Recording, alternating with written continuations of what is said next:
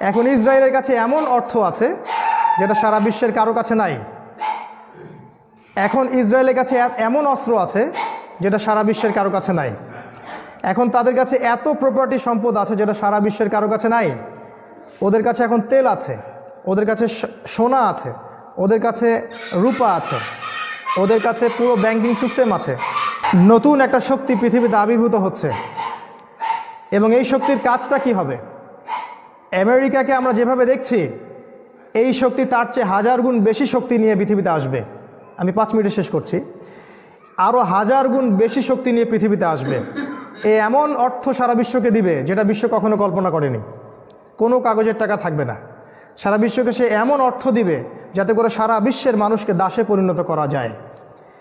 সে সারা বিশ্বকে এমন অস্ত্র দেখাবে যেটা সারা বিশ্ব কখনো কল্পনা করেনি। যখন আমেরিকা পারমাণবিক বোমা ফেলেছিল, কেউ কল্পনা করতে পারেনি যে পারমাণবিক ওয়েপন্স আবার কী জিনিস। এখন তাদের কাছে এমন কিছু অস্ত্র আছে যেটা সারা বিশ্বের কেউ জানে না। তারা সারা বিশ্বের গোল্ড ও প্রপার্টি কক্ষীভূত করেছে। একটা হিসেব বলছে সারা বিশ্বের 100% সম্পত্তির 70% ওদের কাছে থাকে। তাদের সংখ্যা মাত্র 1,40,00,000। মূল কথা হচ্ছে তারা এমনভাবে সারা বিশ্বে আবির্ভূত হবে যেটা সারা বিশ্ব কখনো কল্পনা করেনি। এটা অলরেডি হয়ে গেছে। তারা এখন ইসরায়েল থেকে, জেরুজালেম থেকে, যেটাকে রিসেন্টলি রাজধানী ঘোষণা করা হলো, এখান থেকে সারা বিশ্বের পলিটিক্স নিয়ন্ত্রণ করছে। সারা বিশ্বের পলিটিশিয়ানরা তাদের স্লেভ, তাদের দাস।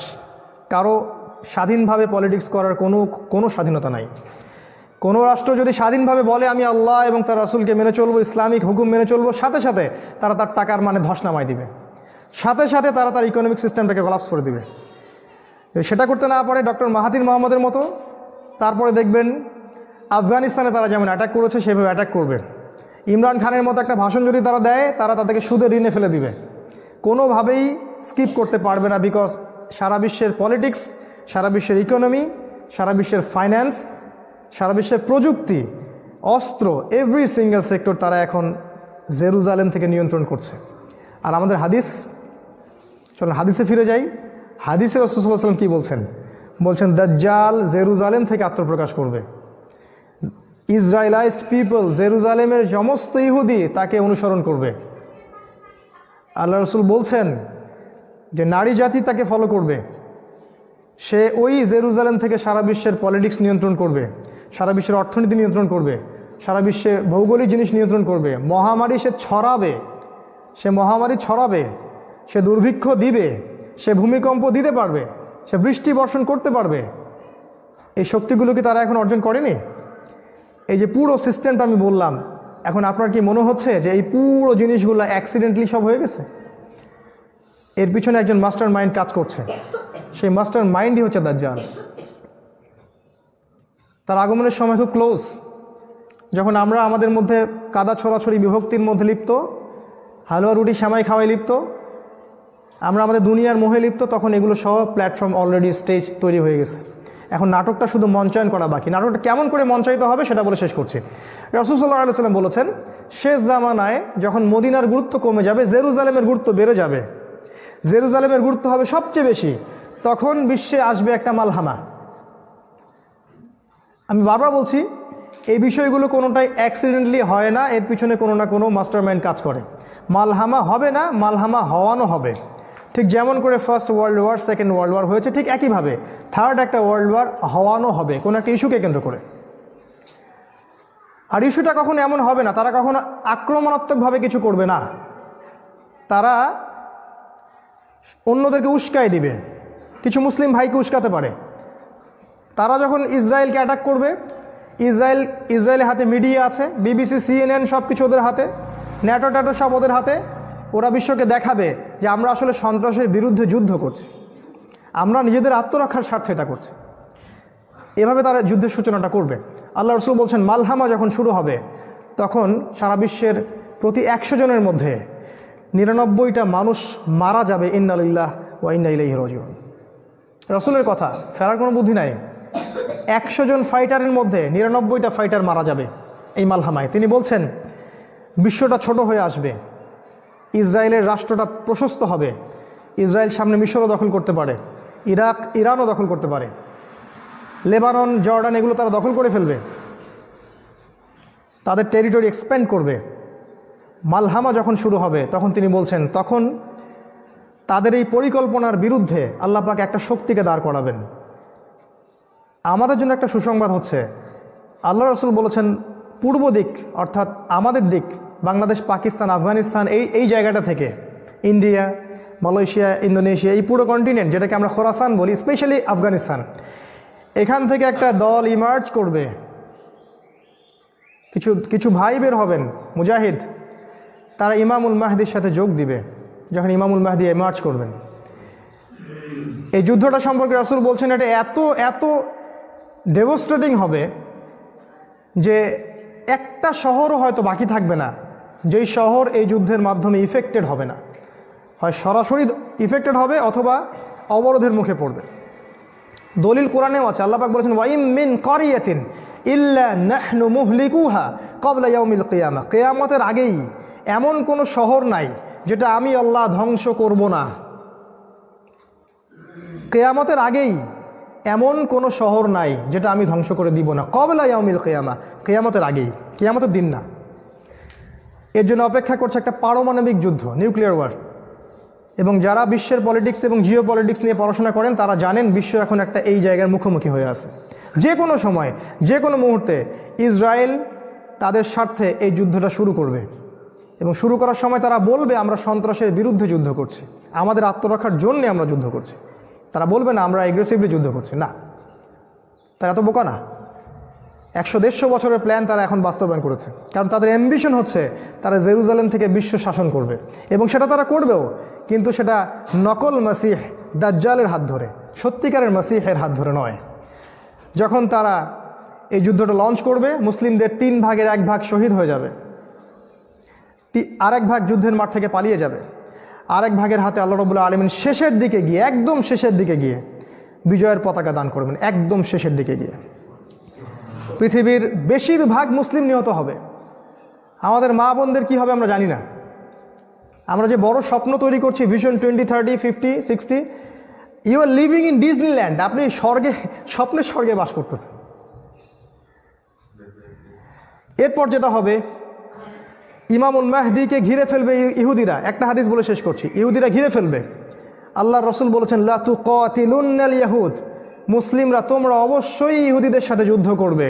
হাত্তা, এমনকি ইহুদিরা যদি গাছের পিছনে লুকায়, পাথরের পিছনে লুকায়, পাথর কথা বলবে, ইয়া মুসলিম ইন্না ওয়ারাইল ইয়াহুদ তাআলা ফাকতুলু, আমার পিছনে ইহুদি আছে, আসো ওকে হত্যা করে যাও।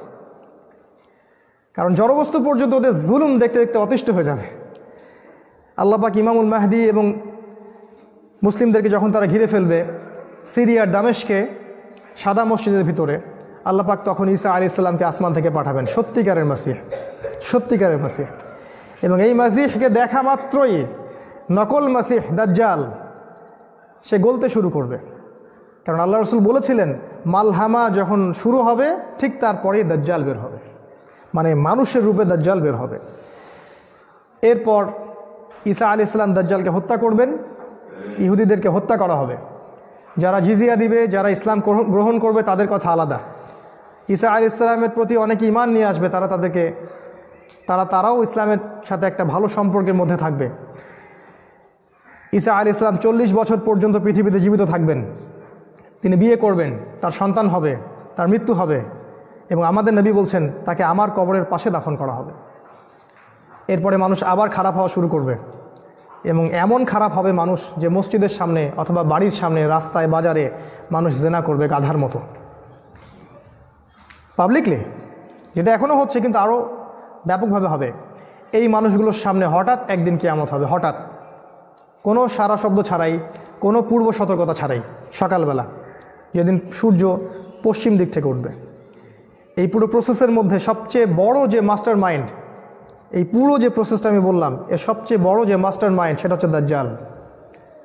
আমাদেরকে চিনতে হবে দাজ্জাল কে, দাজ্জাল কারা, দাজ্জালের অনুসারী কারা, কে তাদের দাজ্জালের পক্ষ হয়ে সারা বিশ্বে কাজ করছে, এগুলো আমাদেরকে চিনতে হবে, বুঝতে হবে ওর প্ল্যানগুলো কি।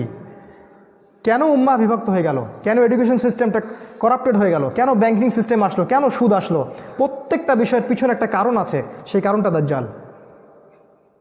আর এটা আপনি তখনই বুঝতে পারবেন যখন আপনি বাহ্যিক চোখের সাথে সাথে হৃদয়ের চোখ দিয়ে দেখবেন।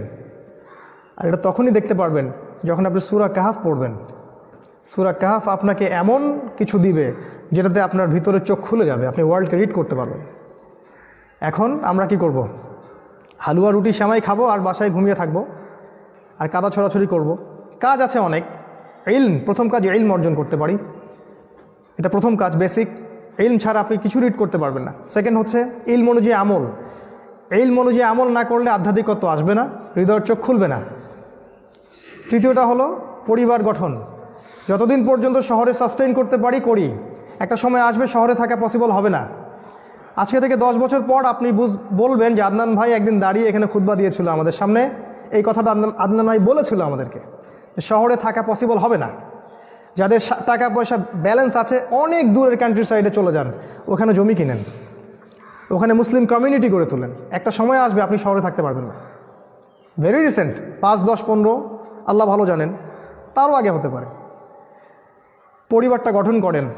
চতুর্থটা হচ্ছে দাওয়া, মানুষকে সচেতন করেন।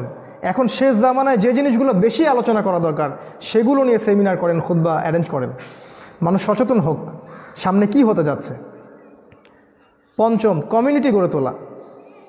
আমাদের মাঝে অনেক জায়গায় অনেক ইখতিলাফ আছে, আমরা জানি সেটার কথা।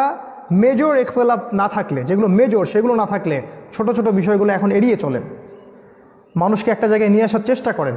কারণ যখন তারা আমাদেরকে নিধন করবে কেউ দেখবে না, ওরা কখনো দেখবে না কে শিয়া আর কে সুন্নি, কে হানাফি আর কে আহলে হাদিস, কে দেওবন্দি কে বেরলবি, কে অমুক দল কে তমুক দল, এটা তারা কখনোই বাজ বিচার করবে না। তারা শুধু দেখবে আমি মুসলিম কিনা, মালহামায় তারা দেখবে যে আমরা মুসলিম কিনা, ব্যাস, দ্যাটস অল। তারা আর কিচ্ছু দেখবে না। কে হানাফি, কে শাফেঈ, কে হাম্বলি, কে আহলে হাদিস, কে চরমনাই, কে তাবলিগ, কে জামাত ইসলাম, কিচ্ছু তারা দেখবে না, কিছুই না।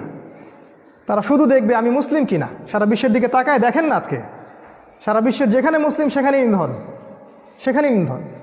তারা কেউ দেখতে চায় না আমরা কোন মাযহাবের, কোন তরিকার, কোন দলের, কোন সংগঠনের, কেউ দেখতে চায় না।